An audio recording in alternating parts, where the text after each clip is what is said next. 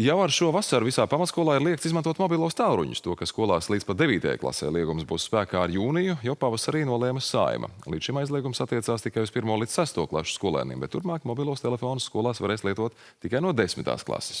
Taču šīs nav vienīgās izmaiņas, kas skar izglītības standārtu, sekmju vērtēšanu un eksāmenu kārtību pabeidzot skolu.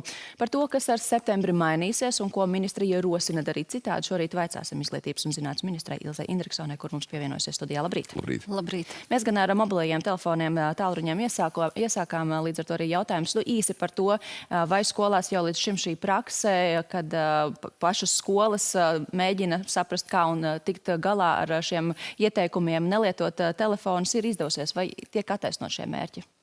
Mērķi noteikti tiek attaisnoti, bet, manuprāt, arī tas būtu skolu, primāri pašu skolu lēmums un nosacījumi, kā lietot mobilās ierīces. Un arī šis liegums ir faktiski tāds vispārējs, bet katrs pedagogs un katra skola nosaka brīžus un veidus un jautājums vai stundas, mācību stundas, kurās var lietot arī mobilo tālruni. Kad tas ir piemērojams mācību procesam attiecīgi? Ja tas ir nepieciešams, protams, jā. Izglītības sistēmā arī tiek ieviests jaunais pedagoga algu modelis, arī skola 2030 reforma tiek pārskatīta, apsvērts izmaiņas eksāmenos. Ja mēs tieši par eksāmeniem tagad turpinām, kur līdz šim ir bijuši sekmības sliekšņi, kā mēs zinām konkrēti 9. klasēm 15% šajā gadā, spītējot diskusijām, tas gan celts ir lēnām, kā mēs zinām, jo ambīcijas bijušas ir augstākas, pa laikam gan šis slieksnis bijis iesaldēts. Kas turpmāk? Vai pakāpsies šis slieksnis?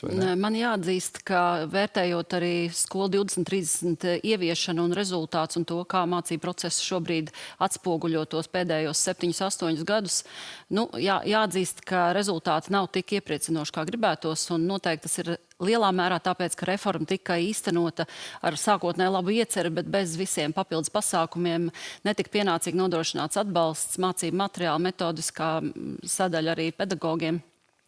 Tāpēc mēs šobrīd arī vērtējam visus pārbaudījumu kārtošanas veidus, nosacījumus, un ir 4 lietas, ko es gribu šorīt pateikt, kas varbūt būtiski ietekmēs nākamā mācību gada procesu, arī gan noslēgumu, gan visu gadu. Par vienai pēc kārtas. Jā, par vienai pēc kārtas. Un mēs esam jau, varētu teikt, vairākus gadus par to debatējuši, un 8 gadus valsts ir atlikusi dabaszinību centralizētā eksāmena ieviešana 9. klasi noslēdzot. Šobrīd, manuprāt, ir skaidri redzams, ka šī dabaszinību zināšana līmeņa atšķirība arī un faktiski skolēnu sekmes un sasniedzamie rezultāti būtiski atšķiras, ko varētu jau nosaukt par tādu sociālu nevienlīdzību. Un faktiski tas ir izšķiroši mūsu valsts arī nākotnē un jauniešu konkurētspējai pasaulē, un dabaszinības ir visu lielo jauno jaudīgo ekonomiku pamats, un tieši tāpēc mēs esam nolēmuši, ka centralizētam eksāmenam dabaszinībās ir 9. klasē noslēdzoties jābūt. Jau ar šo? Un tas ir faktiski 8 gadus par to tika atlikts, un faktiski vienmēr teikts, ka vajadzētu, bet tāda skaidrība nekad netika ieviesta. Manuprāt, tas ir ne tikai tāds, varētu teikt, kopīgs apņemšanās lēmums, bet noteikti arī drosmes lēmums, lai mēs redzētu patieso situāciju. Un kādā termiņā to varētu ieviest? Faktiski mēs 8 gadus jau to plānojam, tikai nebija drosmes. Jā, tagad mēs to varētu ieviest, un mēs plānojam to darīt, bet ar būtisku nosacījumu. Un šis otrais būtiskais nosacījums ir par centralizētiem eksāmeniem 9. klases beidzot kā tādiem, ka 9. klases eksāmena noslēgumā ir kā ieejas biļete nākamajam izglītības līmenim, nākamam izglītības posmam, un šis procentu kritiskais slieksnis, kas neļauj saņemt 9. klases beigšanas apliecību, būtu jāmaina. Faktiski tas būtu jānoņem. Pavisam jāceļ? Jā, nevis jāceļ, bet faktiski, kad mēs skatāmies uz rezultātiem, centralizēto eksāmenu rezultātiem, tad, kad mēs izvēlamies savu nākamo izglītības posmu. Un tad tā izglītības iestāde vērtē gan ģimnāzija, gan vidusskola, gan profesionālas izglītības iestāde. Mums pēdējos pāris gadus notika tāda vēlme un cenšanās paplašināt arodu izglītības programmas, kurās jaunieši, kas nav saņēmuši beigšanas apliecību un ir izkrituši kādā no centralizētiem eksāmeniem, varētu turpināt mācības, bet, diemžēl, tas ir ļoti šauri īstenojies un faktiski nav sev attaisnojis. Un es redzu, ka šīs pārmaiņas noteikti būs par labu arī tiem jauniešiem, kas faktiski nevis savas nevēlēšanās dēļ, bet faktiski mēs šobrīd sistēma bērnu kā bērnu vairs neierauga, svarīga ir sistēma. Manuprāt, bērnam ir jābūt centrā, un arī šis te eksāmens nav sots, bet tā ir izvēle nākamajiem viņa ceļa posmiem un izvēlēm. Man gan, piedošana, nav skaidrs, vai jūs varat lūdzu precizēt. Tas nozīmē, ka tāda eksāmenu sliekšņi būs vai nebūs, tie tiek pazemināti, paaugstināti. Būs ļoti vienkārši un saprotami. Ja skola ir, varētu teikt, nodrošinājusi mācību procesu kvalitatīvu, jaunieci ir mācījies, viņš visos gada vērtējumos ir saņēmis sekmīgu vērtējumu, tātad viņš 9. klasi absolvē un saņem beigšanas apliecību, jeb atestātu. Un tad ir centralizētā eksāmenā rezultāts, kur ir šie te procenti, un šis vērtējums par konkrēto līmeni centralizētajos eksāmenos, ar kuru viņš dodas tālāk, vai nu uz arodu programmu, kur var apgūt arī bez vidējās izglītības, vai nu uz tehnikumu, vidējo profesionālo izglītību, vai uz vidusskolu, vai uz ģimnāziju. Un tad tā ir tā, varētu teikt, latiņa un tas slieksnis, kur viņš tālāk dodas ar savu izglītības Tā var dokumentu. saprast, ja viņš ir pabeidzis visus mācību kursus, stundas, mācību laikā. Viņam jābūt sekmīgiem gada vērtējumiem. Tas nozīmē neatkarīgi no eksāmena rezultātu. Viņš ir skolu absolvējis. Sekmīgs gada vērtējums jau dod iespēju kārtot šo eksāmenu. Tātad viņš ir sekmīgi pabeidzis mācības. Un otra piebilde, kas, manuprāt, ir ļoti nozīmīga, ka tikai 3 no OECD valstīm šobrīd ir šādus sliekšņus centralizētos vai vienkārši gala eksāmenos uzlikuši, kas, nu, varētu teikt, liedz iespēju jaunietim, kas ir mācījies un visas prasības skolas periodā izpildījis un mācību gadu sekmīgi pabeidzis, nu, varētu teikt, viņu atmet atpakaļ vai soda par to, ka viņam varbūt ir neveicies eksāmenā, jo mēs vēl aizvien redzam ļoti dažādas gadījumus, dažādas situācijas, kad faktiski jaunieši savu nākamo dzīves ceļu faktiski aptur, vai viņus pat sistēma tā kā nelaiž cauri. Un, nu, atzīsim, ka mums ir ļoti daudz arī tādu labu piemēru, ka, ja bērns ir ļoti talantīgs vienā jomā, piemēram, matemātikā, nu, iespējams, ka tajā latviešu valodā viņam neiet tik labi, vai otrādā. Nu, skaidrs, lai nesabojātu Un ne visām profesijām, perspektīvas, to motivāciju un argumentāciju esam varam saprot, tā. bet attiecībā uz to, ka mēs tomēr esam uzskatījuši, ka šis eksāmenu slieksnis, nu, sniedz kaut kādu, nezinu, brīdinājumu, signālu par kvalitātes rādītājiem, vai nav problēmas ar to, ka kvalitātē varētu kaut kāds šķirnes parādīt? To mēs arī saglabājam, un arī dabaszinību eksāmens ir tieši tāpēc vajadzīgs, lai mēs patiesi skaidri redzētu kopējo ainu, jo tikai centralizētais eksāmens to iedod, un tas ir kvalitātes kritērijs gan izglītības sistēmai, gan skolai, un noteikti arī šajā gadījumā tālākajām izvēlēm dzīves ceļā, kur tālāk doties mācīties, kur tālāk, varētu teikt, viņš ar šo savu rezultātu tiks uzņemts.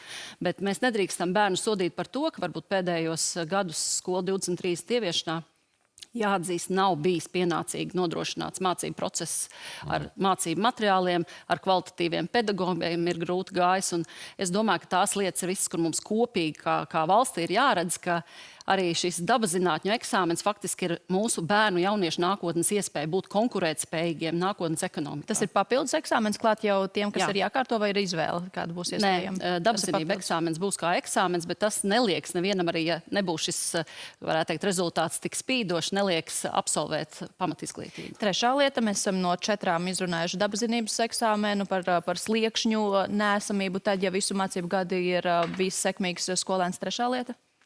Trešā lieta ir tā lieta, ko es jau sākotnēji uztveru kā kļūdas labojumu, ka mēs jau šodien tiesību aktu portālā būs šie te, varētu teikt, ministru kabineta noteikumu grozījumi, kas paredzēs noteikt iespēju katram bērnam jaunietim gan pamatskolā, gan vidējā izglītībā vismaz vienu vērtējumu katrā mācību priekšmetā labot, uzlabot.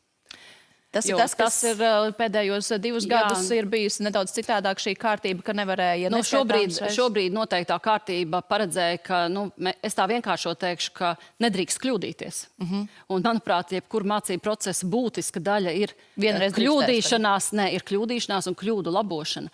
Es pilnīgi piekrītu, ka ir jāiet uz katru pārbaudas darbu, jāsagatavojās. Tā ir kā iespēja nokārtot pārbaudas darbu, tai ir jābūt apziņai, ka uz pirmo reizi ir jāgatavojās. Bet vismaz vienu labojumu noteikti ir jāpieļauj, un otra daļa ir, ka skolas pašas noteikti šo kārtību. Vienu mācību priekšmetu ietvaros vai vienu vispār mācību gada laikā? Tas, ko mēs no ministru kabineta vienmēr sakam, ka mums nav jānosaka katra detaļa, katra instrukcijas līmeņa, kā saka, nosacījums. Skolas pašas lemj, bet būs noteikums, ka vismaz katrā priekšmetā vismaz vienu vērtējumu drīkst labot. Tas ir tas minimums, bet ir skolas, kuras arī iepriekš bija stingri noteikušas, un es domāju, arī šobrīd mūsu jaudīgās valsts ģimnāzijas noteikti ļoti minimāli to gribēs darīt, bet ir situācijas, kad noteikti bērnam ir jāļauj labot, jo... To pašu pārbaudas darbu, nevis tā kā līdz šim rakstot kaut kādu finālu īpašo darbu. Bet to pašu konkrēto šis te kopējais visa gada labošanas process, jāatzīst, ir bijis neveiksmīgs un neko labu tas nav devis. Un, manuprāt, ir jāatzīst, ka mēs nekad nevaram būt bērnam tūmā un saprast, kāpēc varbūt viņam šis pārbaudas darbs ir neveiksmīgs bijis. Vai viņam iepriekšējā vakarā kaut kas ir atgadījies vai pa ceļam uz skolu. Mēs nevaram Rīgā ministru kabinetā pateikt, neviens nedrīkst neko labot un nedrīkst kļūdīties. Bet tiesības kļūdīties, tā ir gudra mācību procesa būtiska sastāvdaļa. Jūsuprāt, nebūs liels bardaks, kāda mācību iestāde iespējams ļaus tikai vienreiz labot šo darbu, kāda pielaidīgāka ļaus neskaitāmas reizes? Jūs teicāt vismaz vienu, jā? Jā, vismaz vienu vērtējumu. Nē, es to teiktu tā, ka mēs arī esam vienmēr strādājuši uz to arī, un šobrīd es atkal atkārtošu, ka skola, pat izglītības iestāde, tās vadības komanda ir tā, kas vislabāk redz situāciju un visgudrākos un bērnu interesēm atbilstošākos lēmumus uz vietas var pieņemt. Ministru kabinets nav tā vieta, kur visu Latviju kā viens mērs un viens noteikums nevienmēr dara visām situācijām. Un šajā brīdī es uzskatu, mums jāuzticās skolām, jāuzticās direktoriem, un noteikti tā ir brīvība, un reizē, protams, tā ir arī atbildība. Tā kā, manuprāt, tas ir atbilstoši situācijai. Tad trešais, es saprotu, vērtējuma labošana, un ceturtā jūsu sadaļa? Ceturtā lieta ir pavisam vienkārša, un tai pašā laikā dod iespējas jauniešiem, kur vēlas pretendēt uz nopietnām studiju vietām augstskolās, kur vērtē arī šos padziļinātos kursus un apguvi. Un arī šie augstākā līmeņa eksāmeni ir nepieciešami. Šie jaunieši varēs turpināt kārtot, izvēlēties un kārtot šos augstākā līmeņa eksāmenus. Bet jaunieši, kas faktiski zina, ka viņiem šis tieši augstākā līmeņa eksāmens nav svarīgs, un ne visās augstskolās, ne visās programmās tas tiek ņemts vērā kā papildus, kā saka, sasniegums, varēs izvēlēties un kārtot šos pašus iepriekš jau zināmos optimālā līmeņa eksāmenus. Bet tāds obligātums tiek noņemts? Augstākā līmeņa eksāmena obligātums ir noņemts, bet tā iespēja kārtot šos eksāmenus noteikti tiek saglabāt, jo nākotnes ieceres un vēlmes jauniešiem ir dažādas, un ir profesijas un nozars un augstskolas, kurās noteikti gaida un novērto šo augstākā līmeņa eksāmena rezultātu. Vēl šos centralizēto eksāmenu rezultātu nozīmi precizējot, jūs teicāt, ka tad šie sliekšņi tad nebūtu svarīgākais 9. klases beidzot ir būt sekmīgam, pabeidzot, bet taču skolas, jeb nākamais izglītības posms, vai tā ir ģimnāzija vai vidusskola, tos taču tik un tā ņem vērā, vai ne? Rēķinās tieši ar eksāmenu rezultātu, nevis ar sekmīgumu kā tādu. Iepriekš tika ļoti ierobežots iespējas skolām noteikt kaut kādus uzņemšanas sliekšņus vai kritērijus, un parasti ir brīvā konkurence. Ja ir vietas skolā vairāk, tad paņem vairāki bērnus jauniešus, un ja ir mazāk skaitliski uzņemšana, tad kāds paliek vienkārši neuzņemts un iet uz citu izglītības iestādi. Es domāju, arī šajā gadījumā skolām jādod lielākas iespējas izvēlēties un vērtēt šos centralizētos eksāmenus. Arī šobrīd skolām ir rakstīts, ka pēc centralizēto eksāmena rezultātiem skolas nākamajā posmā uzņem jauniešus. Bet tā tad arī katras skolas lemšana ir pie kāda sliekšņa vai pie kāda kritērija vai līmeņa sasniegšanas viņi uzņem un cik viņi uzņem. Un tā arī šobrīd ir katras pašvaldības un arī pašvaldību izglītības pārvaldes skatās skolu, varētu teikt, un izglītības ekosistēmu kopumā, un tad novērtē ir mums tās skolas, kurās ir ļoti svarīgi šis uzņemšanas slieksnis, varbūt arī ir programmas, kas ir sarežģītākas, un ir skolas, kas specializējās konkrētās jomās, un viņi var ņemt vērā tikai, piemēram, matemātikas centralizētā eksāmena rādītāju, un ir skolas, kas strādā vairāk humanitārajā virzienā, sociālās zinībās, un tās varētu ņemt latviešu valodu, un noteikti dabas zinību virzienā svarīgs būs šis centralizētā eksāmena rezultāts dabas zinībās. Visai liela brīvība, respektīvi sanāka atbildība, protams, pašiem skolēniem un arī, protams, izglītības iestādēm un skolēniem. Tātad pēc 9. klašu beidzot par šiem sliekšņiem nav tik ļoti jārūpēs, bet gan visa gada garumā ir kārtīgi jāmācās. Savukārt 12. klasi beidzot. Tikai šie padziļinātie eksāmeni. Augstākā līmeņa eksāmens varētu būt brīva izvēle šobrīd. Atbildīgi es vēlreiz uzsvērt, ka šis dabas zinība eksāmens jau 8 gadus ir atlikts. Un to mēs šobrīd īstenojam. Nevis tāpēc, lai atkal kādu varbūt sodītu un kāds nevarētu pabeigt 9. klasi, bet lai mēs ieraudzītu patieso ainu un gan sistēma, gan izglītības iestādes, gan visa sabiedrība kopumā beidzot redzētu, ka tas ir svarīgi mūsu nākotnē un Latvijas ekonomikai. Un noteikti dabas zinības ir tā nozara un joma, kas ļauj bērniem iepazīt visus procesus, visas, varētu teikt, lietas un to dabisko kārtību. Un tas nodara ne tikai izglītībā, bet arī dzīvē. Tā kā, manuprāt, mums ir vairāk un spēcīgāk jāmāca dabas zinības, jo tas dod stipru pamatu visām nākamajām dzīves izvēlēm jauniešiem. Bet svešvalodas eksāmens tad joprojām paliek kā monitoringa formātā, vai tas Jā, pārbaudījums? pārējās jomās neko mēs neplānojam šobrīd mainīt nākamajā gadā. Un šie plāni tātad no nākamā mācību gada, bet gan ar valdību arī vēl jārunā pirms tam. Nu, šodien mēs uzsākam šo normatīvo aktu ceļu tiesību aktu portālā, un noteikti šis būs viens no būtiskajiem arī valdības rīcības plānu uzdevumiem, kas tiks izpildīts jau tuvākajā laikā. Par izpildi un par gatavošanos nākamajam mācību gadam runājot, protams, ka nauda un finansējums ir arī ārkārtīgi svarīgs elements. Vai skolotāju atlīdzības, jeb atalgojuma grafikam visa vajadzīgā nauda ir gan atrasta, gan atzīmēta, rezervēta, garantēta, nezinu, dažādas vārdus varētu lietot šim?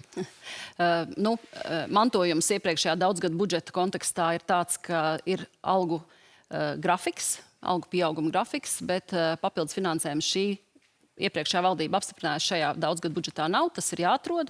Man prieks bija dzirdēt, ka arī gan ministru prezidents, gan finanšu ministrs izprot situāciju, ka tas jau ir ministru kabineta lēmums un šī nauda ir jāatrod.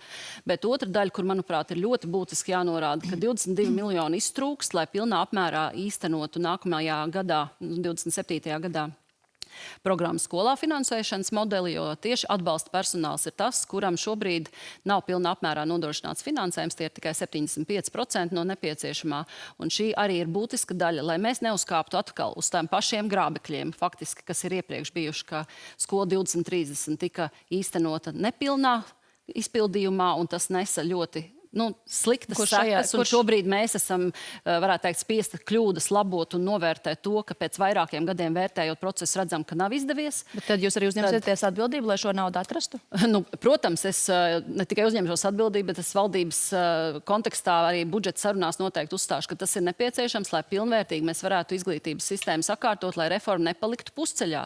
Jo visdārgāk izmaksā tieši tās reformas, kuras tiek faktiski veiktas ar labu ieceri, bet nenodrošinot visu pilnu ekipējumu, pilnu atbalstu un pilnus materiālus un pilnu arī finansējumu. Un tad mēs pēc tam nezinām, kāpēc mums atkal neizdevās. Un izglītības sistēmas kļūdas, diemžēl, īpaši tās atrod un pamana pēc vairākiem gadiem, ir dārgas tieši valsts attīstībai, valsts nākotnē. Jūs iekšē pārliecība, ka šajās sarunās viss izdosies un šī nauda tad būs. Lai gan pašlaik de facto nav, bet ar pārliecību. Mēs ļoti labi apzināmies, ka budžeta situācija būs sarežģīta. Būs noteikti jāmeklē arī dažādas resursu pārdales un iespējas. Arī Eiropas Savienības fondu finansējums ļoti bieži tiek izmantots kā finansējums, ko var daļēji atbrīvot, kuru var investēt atbrīvojot atkal budžeta resursus, bet lai iegūtu papildus līdzekļus ilgtermiņā bāzē, kā saka, gadu no gada, kas ir atlīdzības sadaļā, tas būs noteikti liels izaicinājums un uzdevums, bet es esmu, protams, gatava par to iestāties, jo tā ir ne tikai katra individuāla bērna nākotne, bet tā ir visa valsts nākotne. Izglītības sistēmas kļūdas faktiski var aprakt valsts nākotni.